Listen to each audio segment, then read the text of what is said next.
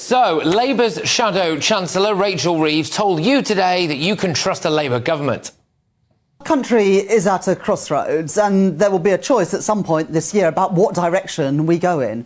And it's a choice between another 5 years of chaos and instability with the Conservatives, like we've had for the last few years, or stability and security, which is what I offer as Chancellor of the Exchequer. Well, we know what a Labour government looks like, don't we? It looks like Wales. Here is what a Labour government has done to Wales. They have the worst performing education system in the UK. They are the worst for reading, maths and science. They will, however, use young school children to advertise Wales to asylum seekers. Not only is Wales beautiful, but it has loads of privileges too, such as free education, free healthcare and a great community as well. The best things are the Welsh Refugee Council. Refugee Council is a safe place for refugees and asylum seekers to adapt to their new life. You can get help from the Welsh Refugee Council by having English lessons and getting £40 per week. And you have the opportunity to get a visa. Welsh Labour decided to give some asylum seekers a taxpayer-funded £1,600 a month allowance and public money to fight deportation.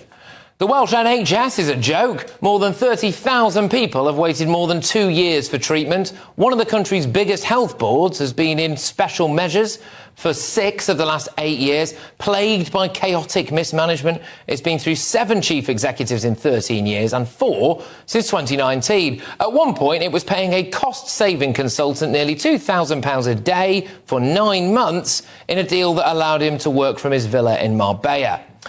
All of this despite the Welsh NHS receiving £1.20 for every pound received by the English service.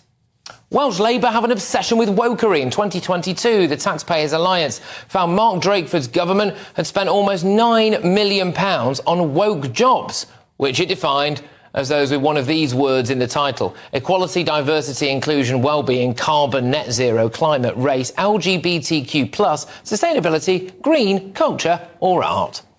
They are obsessed with identity politics. The new First Minister got stuck into it straight away. Not just because I have the honour of becoming the first black leader in any European country. That's the same Vaughan Gathing there, who was Health Minister during the COVID pandemic, where Welsh Labour introduced some of the longest and most draconian lockdown rules ever. He was found to have turned on disappearing messages on WhatsApp, so they were untraceable.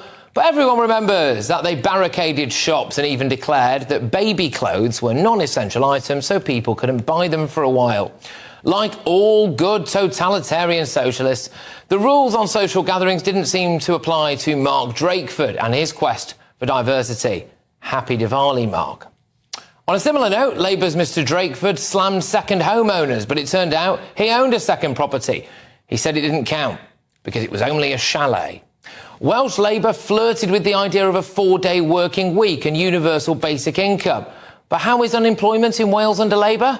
Well, 23.2% of those in the Principality aged between 16 and 64 were classed as economically inactive. And then, of course, there's turning every 30-mile-an-hour zone into a 20-mile-an-hour zone, despite 500,000 people signing a petition against it, and a cost assessment saying that it would result in the economic hit of £9 billion over 30 years and will cost 33 million quid to implement. So, when Rachel Reeves says that you can trust a Labour government, presumably she isn't talking about the health service, education, public finances, transport, borders or civil liberties.